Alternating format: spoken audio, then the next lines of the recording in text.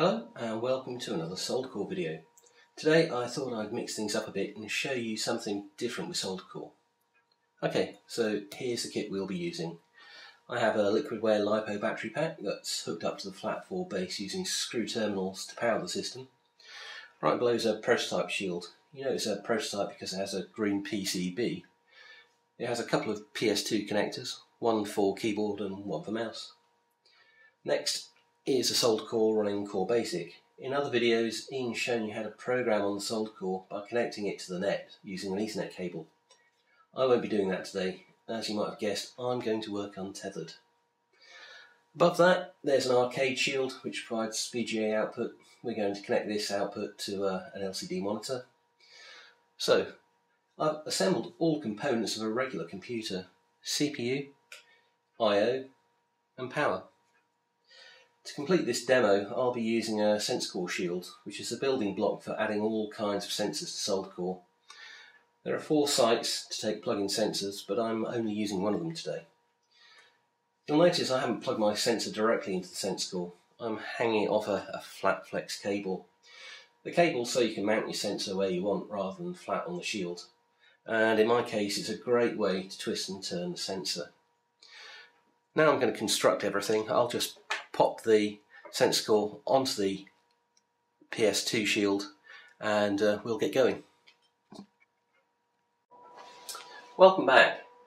I've now plugged everything in and moved my sensor closer to the screen. The only cables attached to the system are the keyboard, the display and the sensor. Let's throw the switch and power up the SolderCore. Okay, we've booted straight into CoreBASIC and it looks exactly the same as it does over a network connection. I needed to add a couple of lines to the configuration file on the SD card to get it to use the PS2 keyboard and the arcade shield for I/O, but that's all. Because I purposefully decided not to use a network connection, I can't use the example keyword to grab my program from over the network. So I've stored it on the SD card and I'll load it now. If I type list, you can see it whiz past. Now, classic-based interpreters were all typically line-oriented. SolderCore, slightly different. It has a built-in syntax colouring editor with automatic source formatting. So don't we use that? Let's just type edit. I can move around the program, insert and delete lines and edit them. I can even debug straight in the editor.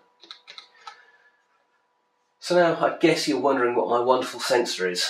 Well, it's a CoreMPU, which is a combined accelerometer, gyroscope and magnetometer, giving 9 degrees of freedom. CoreBASIC's advanced set of algorithms can fuse the data from these sensors in various ways, and one way is to compute the sensor's orientation.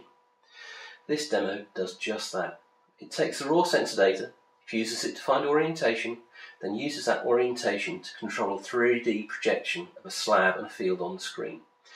All this is done in interpreted BASIC. It's not compiled, there aren't any tricks, because you can do this too. I can run the demo right from the editor by pressing F5. So, here we are. Top left of the screen shows a number of frames per second that's computed by the SolderCore. Each frame requires reading the sensors, fusing the data, computing the 3D image, and sending that to the arcade shield. If I move my sensor, you can see that the sensor on the screen follows exactly the sensor in my hand. I can churn this through 3 different axes, and the response is pretty good. All this just in CoreBASIC. Now 80 frames per second is actually quite high for a sensor, but most of the time we're actually displaying, we're not doing very much. If I turn off the field, we'll see how fast we can go. So, take this out, turn true to false, and run it again.